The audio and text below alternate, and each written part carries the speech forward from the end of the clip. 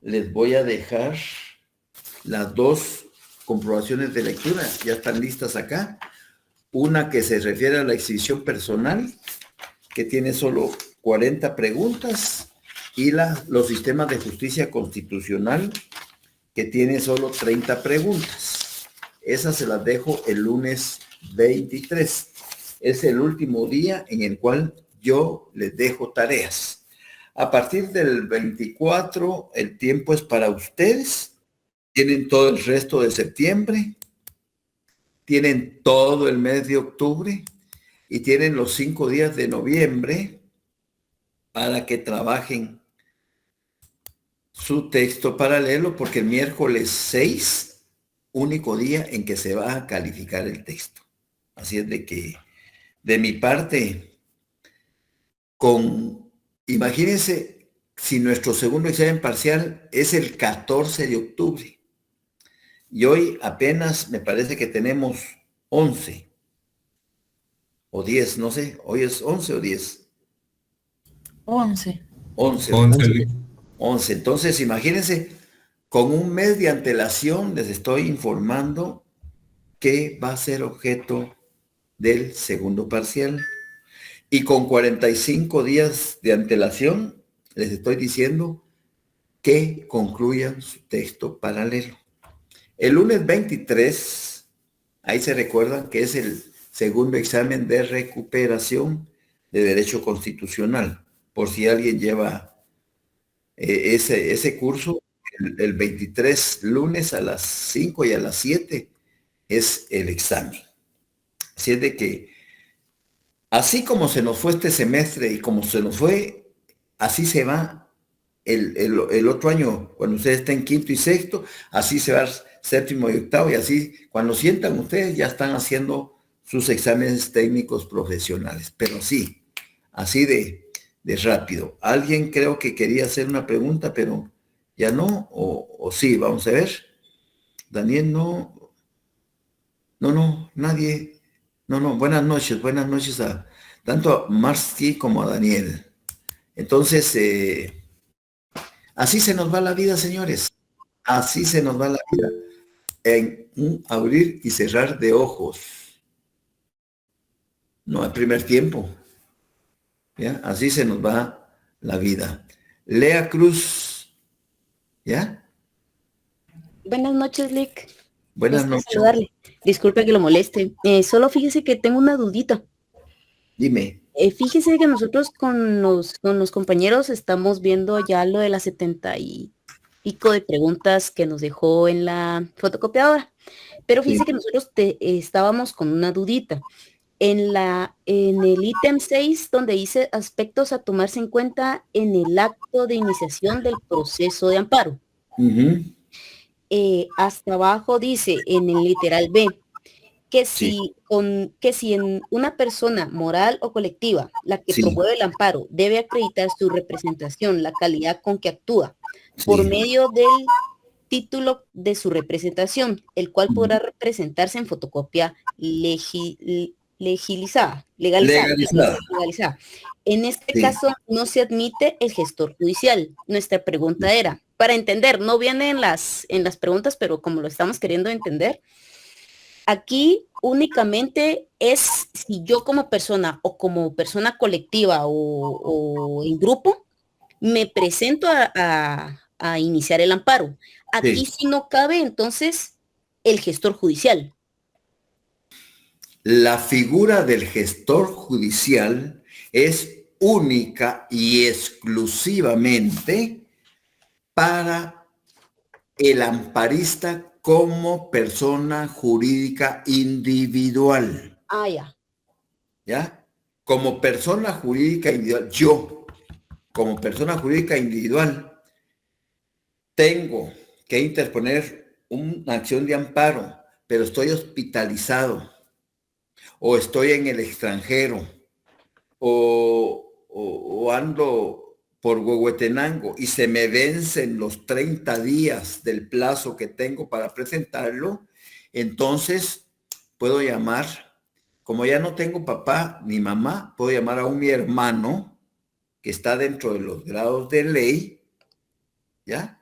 o aún mi sobrino, que está dentro de los grados de ley, como no tengo suegros ni suegras porque ya se murieron, ¿ya? En el grado de afinidad no tengo, entonces puedo llamar a un amigo mío que sea abogado colegiado activo y decirle, mira, mano, haceme la campaña. Necesito que presentes un amparo por esta y esta razón. Ahí te mando las copias, pero fíjate que ando por Huehuetenango y no me va a dar tiempo a llegar. Entonces actúa como gestor judicial por razones de urgencia. De urgencia. Entonces, ahí no hay problema. Pero una persona moral o colectiva, es decir, una sociedad, una sociedad tiene que actuar a través de su representante legal, y si este representante legal no es abogado y notario, tiene que auxiliarse de un abogado y notario para que lo acompañe o le otorga un mandato especial judicial al abogado para que represente a esta sociedad, a esta entidad. Ahora, si es una institución del Estado, por ejemplo, hablemos del Consejo Municipal, quien tiene la representación judicial va a ser el síndico primero. Entonces, ya te doy la palabra, Dixon. Entonces, el síndico primero, una vez elaborado su nombramiento por el consejo, el secretario del Consejo Municipal, él está facultado para representar los intereses de ese órgano colegiado. Si es la embotelladora, la cervecería, si es la Coca-Cola o es McDonald's, ellos tienen a sus representantes legales, ¿ya? Pero en todo caso, ellos no pueden actuar como gestores judiciales. La figura del gestor judicial única y exclusivamente compete a la persona jurídica individual. Ok. Muchas gracias, Lic. Sí, muchísimas gracias. Le agradezco su explicación. Muy amable, Lic. Gracias. Muy bien. Cabalmente, esa hoja vamos a trabajar. Dixon. Amarrando con lo que dice Leita, licenciada, buenas noches. Este es el mismo, los familiares cuando no se legitimizan, exactamente tienen la condicionante de legitimizarse después de presentar el amparo. Entra en eso. Bueno, antes de dictarse sentencia,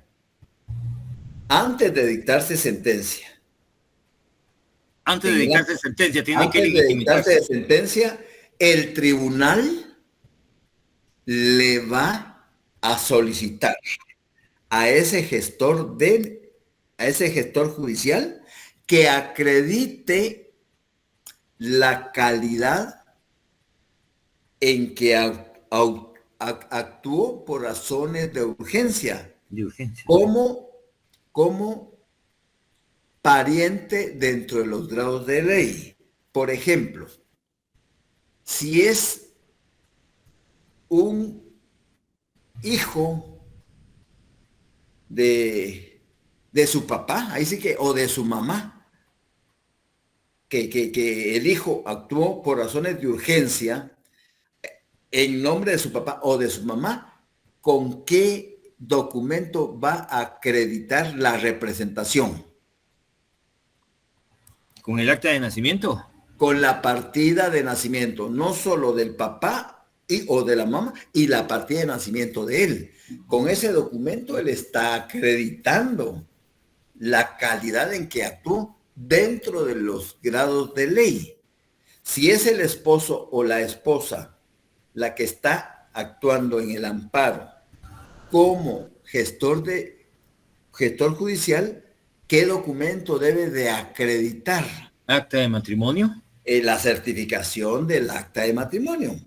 Ahora, como fue un amigo de la familia y este era colegiado activo, ¿qué documento debe de acreditar este abogado colegiado activo para acreditar la calidad en que actuó como gestor de negocios por razones de urgencia. Ahí sí no. ¿Qué documento presenta el abogado? Un mandato específico judicial. Sí, Le sí, tienen que otorgar, ya sea el señor o la señora, depende a quién está representando, un mandato especial judicial. Para ser gestor. Sí. Para ser gestor, exactamente, porque en el momento en que actuó no daba tiempo de inscribir ese mandato en el archivo de poderes, no daba tiempo, ya se nos vencía el tiempo. Entonces entro como gestor judicial. Y posteriormente, antes de que se dicte sentencia, el tribunal le va a solicitar a ese licenciado colegiado activo que por favor acredite la calidad en que actuó como gestor judicial en representación de fulana de tal o de fulano de tal por razones de urgencia. Entonces, ya en ese tiempo ya le han otorgado ese mandato judicial, ya está otorgado, ya está inscrito en el registro de poderes y él acompaña el original y copia legalizada, acreditando la calidad en la que representó a esa persona por razones de urgencia. ¿Estamos? Muy bien entendido. Muchas gracias, licenciado. Muy bien. Como estás en el uso de la palabra, dígame. ¿Dónde encuentro lo regulado a los mandatarios judiciales? Ufa. Bueno, apoyen los compañeros. En el Código Civil. ¿En la LOGLIC? No. Por eso, yo quiero certeza. ¿Dónde regula la figura de los mandatarios judiciales? Alguien, Floridalma dijo, en la LOG. Bueno, ya los ubiqué en la LOG. Ley del organismo judicial. Váyanse a partir del artículo, sáquenla y váyanse a partir del artículo 188. Y a partir del artículo 188... Artículo 188, mandatarios judiciales. Reformado del decreto 6490 del Congreso de la República. Decreto 2-89, ley del organismo judicial. ¿Ya? Como estás en el uso de la palabra, Dixon, ¿sí? Esta ley del organismo judicial, ¿qué jerarquía tiene? Del organismo judicial es...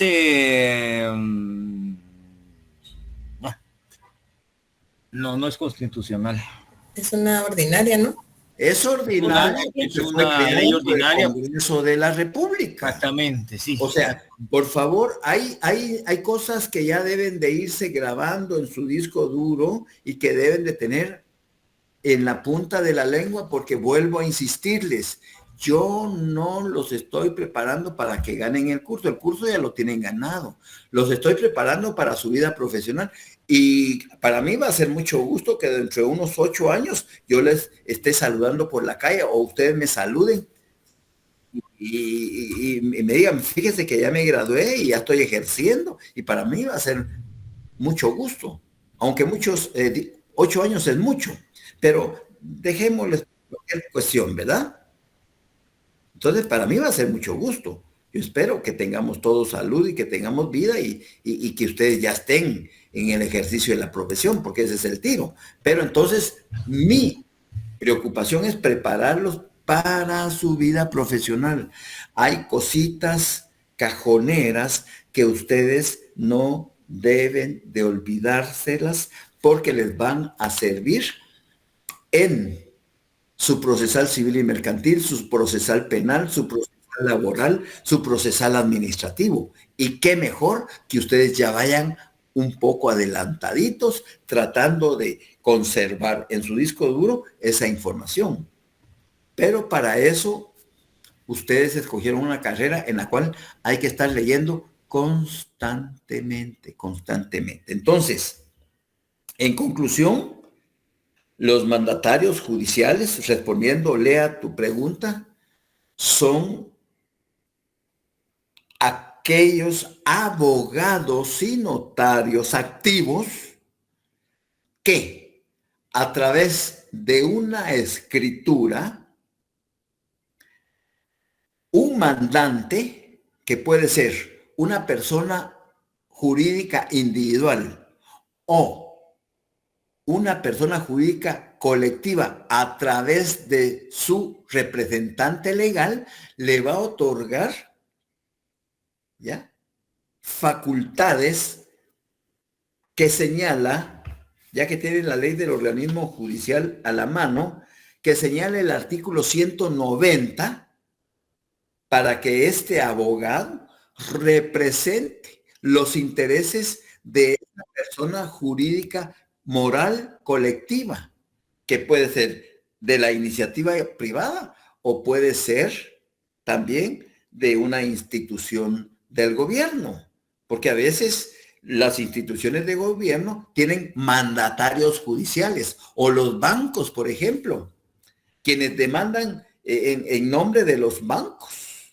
Los créditos, los préstamos que han dado son los mandatarios judiciales. Es decir, el gerente del banco le ha otorgado mandato especial judicial a ese abogado. ¿Para qué? Y entonces dice el artículo 190, facultades.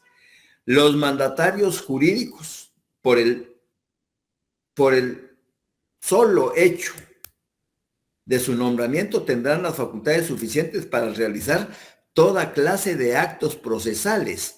Necesitan facultades especialmente para prestar confesión y declaración de parte, reconocer y desconocer parientes, reconocer firmas, someter los asuntos a la decisión de árbitros, nombrarlos o proponerlos, denunciar delitos y acusar criminalmente, iniciar los demás, o sea, siempre que se hace un mandato judicial hay que copiar literalmente las literales de la A a la ñ, ¿ya?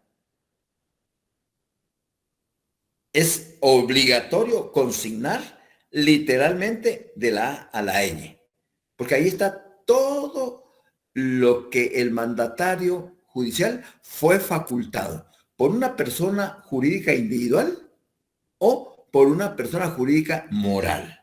Y es más, en el artículo 191 habla que son obligaciones de los mandatarios judiciales a acreditar su representación. ¿Y cómo va a acreditar su representación?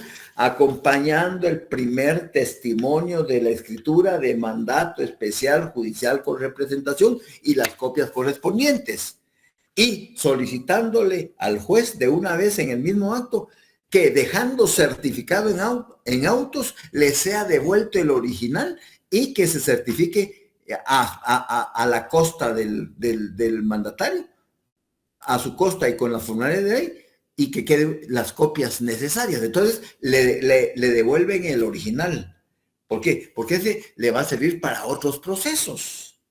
Si no, cada vez se quedaría el original en cada proceso. Imagínense que fuera la Coca-Cola o la cervecería o McDonald's, esas firmas grandes. Entonces, lo que dice la OE es que, dejando certificado en autos copia de mi representación a mi costa y con las formales de ley, se me devuelve el original del mismo. Entonces, le pido al juez que se quede con la copia, que él lo certifique. Él, como es juez, y el secretario lo va a certificar dándole fe pública judicial, pero me devuelve mi original. Entonces yo mi original, esto me sirve para otro proceso y para otro y para otro y para otro y para otro, para todos los procesos que tenga lugar como mandatario de esa firma. ¿Les queda claro? Sí, Lick, muchas gracias. Sí, Muy, licenciado. muy bien. Bueno, cabalmente en esa página 6 es la que vamos a comenzar. Y qué bueno que les quedó claro lo de la figura del gestor judicial. La clave del gestor judicial es abogado colegiado activo, punto. Porque como les contaba en la clase anterior, hay muchos abogados que concluyen la carrera y se juramentan, pero nunca se colegian. Entonces, al no ser colegiados, él no es un colegiado activo, es inactivo. Entonces, él no puede actuar en su calidad de gestor judicial porque no tiene la calidad de ser activo. Es decir, colegiarse y estar pagando su contribución trimestral, semestral o anual como parte del gremio de abogados. Entonces, los aspectos a tomarse en cuenta en el acto de iniciación del proceso de amparo dice, el proceso de amparo va a dar inicio con la demanda de amparo. Por supuesto que todo proceso de amparo se va a... Cuando se hizo cuando se otorgó estas clases por parte del doctor Mexicanos, pues en ese entonces no se pensaba ni siquiera en crearse el Acuerdo 1-2013, que son las disposiciones reglamentarias y complementarias a la ley de amparo, ni tampoco pensaba siquiera pensarse en el auto acordado 1-2003, no. Tampoco se tenía presente que la tecnología iba a dar unos pasos gigantes que ahora, juntamente con la inteligencia artificial, van de la mano y entonces todos los países del mundo, Guatemala no es la excepción, a pesar de los pesares, está intentando mantenerse a la vanguardia, por lo menos a nivel centroamericano, en cuanto a la digitalización de los trámites administrativos a nivel de la administración pública y de la iniciativa privada. Es decir, ya hay una ley vigente en donde obliga a que todas las instituciones del Estado entren a la digitalización. Es decir, ya no hay necesidad de ir a hacer las colas, porque a través de la tecnología podemos nosotros satisfacer esas necesidades materiales como usuarios que somos. Por ejemplo, si yo necesito una partida de nacimiento, de matrimonio, de defunción o cualquier documento del RENAP, pues lo hago desde mi casa, ingresando a la página del RENAP y con mi tarjeta de crédito o de débito, cancelando, ¿ya?, los honorarios correspondientes. Y como respuesta inmediatamente me llega el documento solicitado. El registro de la propiedad. El registro de la propiedad, solicito una hoja electrónica. Como hay notarios que compramos las consultas electrónicas, yo compro de una vez 10, 20 consultas para tener derecho a usarlas cuando las necesite. Entonces, estoy conectado al registro directamente. Entonces, llega alguien hoy y mire, quiero saber cómo está mi finca, permítame. Me conecto al registro y descargo una hoja electrónica. Me cuesta 15 quetzales, pero ya no tengo que ir al registro. O si necesito una certificación del historial completo de la finca, pues genero un recibo por 50 quetzales, lo pago en Embarrural y al día siguiente el registro ya me está enviando a mi correo la certificación del historial completo. Y así muchas instituciones del Estado deben de estar trabajando de esa manera. El Ministerio de Salud Pública es uno de los que están un poco atrasados por la inmensidad de trabajo que tiene que hacer. Pero la misma ley de la agilización de trámites administrativos indica que todo trámite que se haga en el Ministerio de Salud a partir de que entró en vigencia la ley, que fue el 31 de octubre, todo trámite que se haga posterior no debe de cobrarse por el Ministerio de Salud Pública, porque esa es la penalización que dio la ley por no estar cumpliendo con la finalidad del gobierno. Ahorita viene en octubre, en el Camino Real, viene el ENADE, alguien que es aquí contador público, auditor, o que me hable un poquito más del ENADE, que es un encuentro de profesionales, industriales, gente de gobierno, instituciones, que lo que se trata es de acelerar el proceso de certeza jurídica a través de la virtualidad. Porque en el mes de octubre, que se va a celebrar esa convención del ENADE, un día X, no sé qué día, inclusive va a venir como expositor el expresidente de Estonia. Y Estonia es el país número 1 en el mundo que tiene el 100% de su gestión administrativa en forma digital, en forma de tecnología. Es decir, allá ustedes se dirigen a cualquier institución, desde su casa, les llega la documentación y todo. Es el país líder en el mundo en relación a que ya no usan papel, pues, ya no usan papel como una manera de ayudar al medio ambiente a que ya no haya tala de árboles. Porque al no haber tala de árboles, la idea es que inclusive en Estonia los pasaportes son digitales. Los documentos de identificación son digitales. Todo es digital. Nosotros tenemos aquí, esto es privado, lo de los pasaportes es una entidad privada, pero aún así ya hemos avanzado, porque ahora ustedes piden su cita, le dan su cita, y en 15 minutos ustedes han salido de ese lugar donde expiden los pasaportes. Van a la licencia de conducir vehículo, no hay necesidad de pedir cita.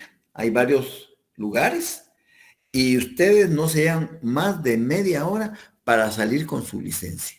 O sea, todo va acelerándose, aprovechando la tecnología y aprovechando la inteligencia artificial.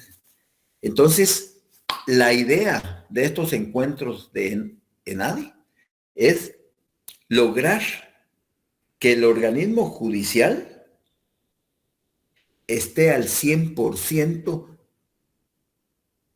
digitalizado como está la Corte de Constitucionalidad. Y la Corte de Constitucionalidad está full, es decir, allí yo puedo llevar mi demanda en una USB, en una memoria, y como es única instancia en la Corte de Constitucionalidad, y como la competencia de la Corte de Constitucionalidad puede ser contra el presidente, un amparo contra el presidente o el vicepresidente o un diputado o un bloque de diputados o el pleno de diputados o la junta directiva de diputados o un magistrado de la Corte Suprema o las cámaras de la Corte de antejuicios penal o civil, el pleno. Esa es la competencia. Entonces ya sé que es en única instancia, yo debo llevar 12 copias en mi memoria. Voy con el secretario de la Corte y digo, mire, aquí traigo un amparo, por favor, me lo recibe. Me dan mi constancia de recibido. Por supuesto que vamos a agregarle ahora a las literales C del artículo 10, que es la forma de presentación del amparo. Del artículo 11, la forma de presentación de una inconstitucionalidad de leyes a casos concretos, y al artículo 12, la forma de presentación de una inconstitucionalidad de leyes de carácter general, vamos a agregarle en el literal C, porque a pesar de que en el 2014 entró en vigencia ese acuerdo 1-2013, todavía en el 2014 no se contemplaba el casillero electrónico, no se contemplaba que se consignara el correo electrónico del abogado. No se contemplaba su número de teléfono celular. Ahora, con esa, ¿por qué? Porque la idea es que se ponga en práctica el principio procesal de la celeridad. Y no solo de la celeridad, sino de la certeza jurídica. Claro, no tienen la misma tecnología los juzgados que están aquí en la ciudad capital que los juzgados que están en algunas cabeceras departamentales, en donde todavía la tecnología todavía no ha llegado, pero porque el organismo judicial no tiene esos recursos para implementar toda esa tecnología en los 340 municipios del país, porque eso es lo ideal. La aplicación de una justicia pronta y cumplida. Pero no solo eso, para eso se necesita realmente mucha plata para invertir en infraestructura y en tecnología para que se lleve a cabo ese principio procesal de una aplicación de justicia pronta y cumplida, de una celeridad en la aplicación de justicia, de una certeza jurídica. Falta mucho todavía, pero lo que se persigue con estos encuentros del ENADE es que principalmente el organismo judicial intente en lo posible que se agilice la tramitación de cada uno de los procesos que conoce. Y hay excepciones, porque hay que hablar lo que es. Hay excepciones en donde de verdad uno no cree lo que está pasando. Y sí está pasando. En la ciudad de Guatemala, en el edificio Lucky, enfrente del Palacio, ahí están los tribunales de familia. Y hay un tribunal de familia, uno solo, hasta ahorita es el único que han creado, exclusivo para divorcios de mutuo consentimiento. Es decir, divorcios en la vía voluntaria de mutuo acuerdo, donde ambas partes están de acuerdo en divorciarse por la vía voluntaria. Y aunque ustedes no lo crean, ese único tribunal que existe, exclusivo para divorcios voluntarios, recibe la demanda el día de hoy.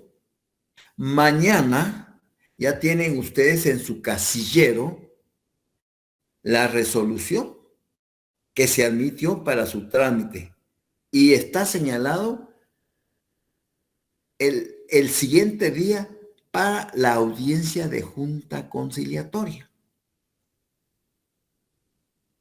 Y es más, ya no hay necesidad de acudir a la sede del tribunal. Es en la propia oficina de cualquiera de los dos abogados que están auxiliando a cada uno de las partes. Entonces se ponen de acuerdo y dicen, bueno, que sea en mi oficina, pues. Y ahí se lleva una laptop y media hora antes uno recibe una llamada directa del tribunal, le dan un código y le solicitan, ya uno ya sabe, entonces tiene que escanear el carnet de abogado colegiado vigente de los dos abogados y los DPI de los dos sujetos que se van a divorciar por la vía voluntaria. Llegada 15 minutos antes. Llegada la hora, el juez da la bienvenida, verifica la presencia de las partes en una sola laptop y estamos ahí nosotros a cierta distancia, ahí se ven los cuatro. Y cuando él llama, su señoría, buenos días, mi nombre es tal, tal, su señoría, buenos días, mi nombre es tal, su señoría, tal, perfecto. Están los presentes de las partes, acá, y lee el proyecto de convenio de bases de divorcio. En ese proyecto de convenio de bases de divorcio, uno antiguamente acostumbraba que contrajimos matrimonio civil ante los oficios del notario fulano y tal en la ciudad de Guatemala el día tanto de 1900 tanto. 2, que procreamos 2 hijos que responden a los nombres de tal y tal y que ya son mayores de edad. 3, que no adquirimos bienes durante la vida conyugal. 4, que la mujer renuncie expresamente a la pensión alimenticia que en derecho le pueda corresponder. 5, que en virtud de que ya no se están cumpliendo con la institución del matrimonio y cada quien estamos separados por más de hace 10 años y pues solicitamos el divorcio. Pero ahora hay que agregar que también el hombre renuncia a la pensión alimenticia. Ambos cónyuges renunciamos expresamente a la pensión alimenticia que en derecho nos puede corresponder. ¿Por qué? Porque se dejaba abierta antiguamente que solo la mujer renunciaba a la pensión alimenticia. ¿Y el hombre qué? El hombre podía pedir alimentos posteriormente, porque quedaba esa puerta abierta, era una laguna. Luego también en la petición, como ahí mismo se celebra la audiencia, se aprueba el proyecto de convenio de bases de divorcio y de una vez se dicta la sentencia. O sea que en 20 minutos, señores, el divorcio salió. Solo hay que esperar que cause ejecutoria, que pasen los 3 días, porque renunciamos de una vez a la interposición de cualquier recurso a posterior de la sentencia. Entonces renunciamos de una vez. Entonces ya solo esperamos la ejecutoria de los 3 días para ir a traer la certificación. Se presenta al RENAP, señores, en una semana están divorciados. Así de fácil. Justicia ordinaria. Jurisdicción ordinaria. Acá, en amparo, es justicia constitucional. Porque aunque se interponga ese amparo en un juzgado de primera instancia civil, ese juzgado, para estos sujetos del amparo, tanto para el sujeto activo, que es el amparista, como el sujeto pasivo, que es la autoridad recurrida. El Ministerio Público es parte, tiene legitimación activa. El Procurador de los Derechos tiene legitimación activa. Y si hay un tercero interesado, también se llama al proceso. Y solo esos sujetos, el juez, cuando dicte su sentencia, va a dictar una sentencia de carácter constitucional, siendo un juez de primera instancia civil, pero se convirtió en un tribunal de justicia constitucional. ¿Y por qué razón? Porque se le interpuso una garantía constitucional denominada el amparo. Y esa garantía constitucional está regulada en la Constitución, en el artículo 265. ¿Me di a entender? Sí, sí se debe entender. Gracias. Muy bien. Sí, gracias, licenciado. Entonces, ¿qué pasa con la demanda? La demanda, el proceso de amparo se inicia con la demanda. Y aquí entra el principio de rogación, porque la voy a llevar en físico al tribunal para que el comisario me la reciba y me selle mi copia, me la firme, me ponga la hora de recepción. Ese es el principio de rogación. Es lo único que yo voy a hacer como abogado.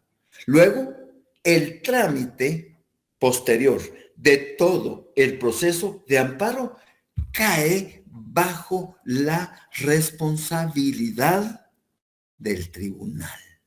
Así dice el artículo 6 del impulso de oficio. Hay artículos que son cajoneros que ustedes deben de tenerlos presentes. El artículo 6 dice, impulso de oficio.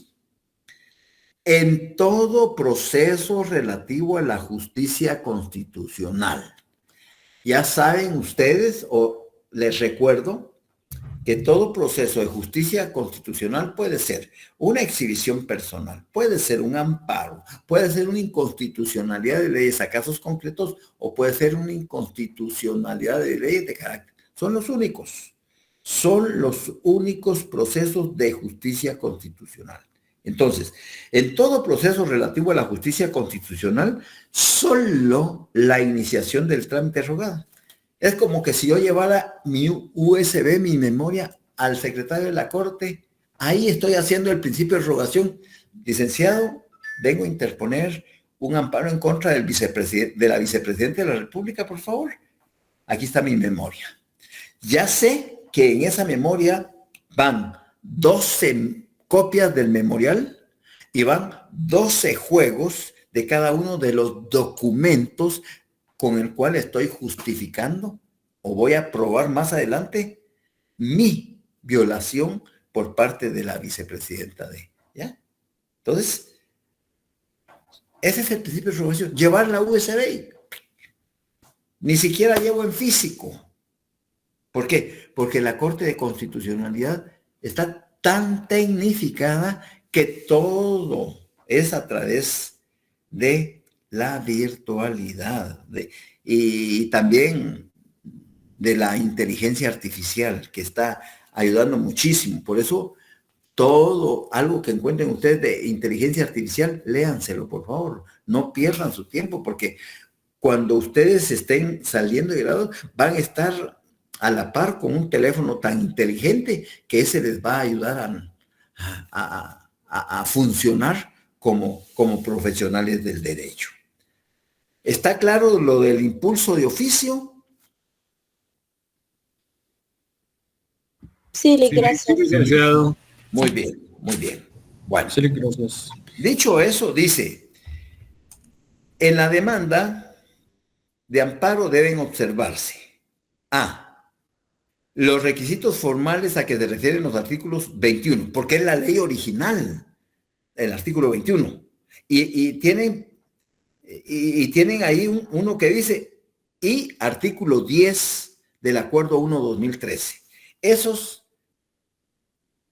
El 21, si ustedes quieren, quedó en desuso. Porque el 10 lo vino a suplantar y a complementar y a darnos el chivo para que cumplamos con los requerimientos que exige la ley. Entonces, vamos a hacer una tela de araña en el artículo 10. Antes, eso está, en la ley está en la página 79. Antes, en la solicitud inicial de amparo, pongan un asterisco a la vecindad que diga ver art 21 esta ley. Lo están asociando el artículo 10 del Acuerdo 1-2013 con el artículo 21 de la ley de amparo. Ver arto 21 de esta ley. Muy bien. Dicho eso, ahí ustedes lo pueden leer, que no hay problema, pero me interesa el inciso C del artículo 10. Nombre del o de los abogados colegiados activos que patrocinan la acción, así como el número de colegiado de cada uno de ellos. Allí pónganme un asterisco, por favor, y pongan agregar, mejor si no es con lapicero negro. Ahora, si la letra es azul, sí está bien. Ahora, si la letra de la ley es negra, usen otro color. La cuestión es que resalte. Agregar en ese asterisco número de teléfono celular, número de celular, agregar correo y casillero electrónico. Eso les faltó, porque este acuerdo entró en vigencia en febrero del 2014. Y del 2014 para esta fecha han transcurrido 10 años y la tecnología ha avanzado pasos agigantados. Y en ese entonces la magistratura esa no previó el casillero electrónico, por ejemplo, que es el lugar a donde a todo abogado litigante le van a caer todas las notificaciones de todos los litigios que lleva. Ahí le caen. Entonces agregar correo electrónico, casillero electrónico y número de celular. Lo mismo en el artículo 11, literal C, de la inconstitucionalidad de leyes en casos concretos. Lo mismo, agregar celular, correo electrónico y casillero electrónico. Y en el 12, en la solicitud inicial de lo mismo en la literal C, agregar celular, correo electrónico y casillero electrónico. Esa es como tela de araña que les va a servir para más adelante. Muy bien. Luego dice, observándose que si el amparo es promovido en única instancia, vuelvo a ser reiterativo, observándose que si el amparo es promovido en única instancia, deben acompañarse 12 copias de dicho escrito, ¿ya? Y entonces tienen que tachar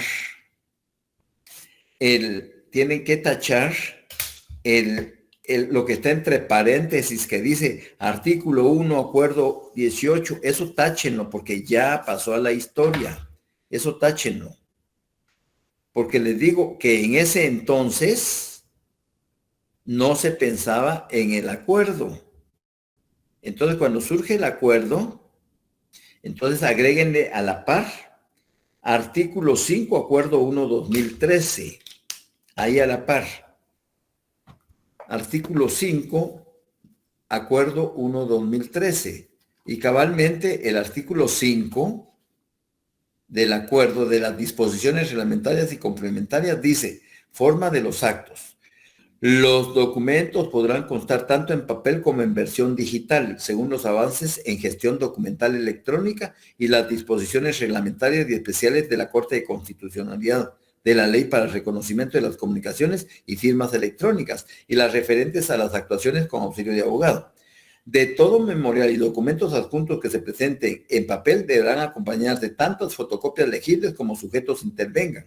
En caso de amparos en única instancia o de inconstitucionalidades generales, deberán presentarse del escrito inicial y de los documentos adjuntos como mínimo 12 fotocopias legibles.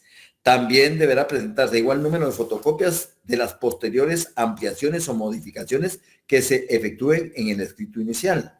Asimismo, las partes podrán adjuntar un disco compacto u otro medio electrónico que contenga la versión digital exacta de los escritos que presenten, que permita al tribunal la lectura y la copia fiel de los pasajes conducentes. Vean pues cómo ya esas disposiciones van a la vanguardia de lo que está pasando. Muy bien. Ahí me voy a quedar. Les deseo una feliz noche, un buen descanso y nos vemos el próximo miércoles, si Dios nos presta la vida. Feliz noche. Muchas gracias, muy amable. Los dos. Abrazo, Lick, gracias. Buenas noches, Lick. Buenas noches.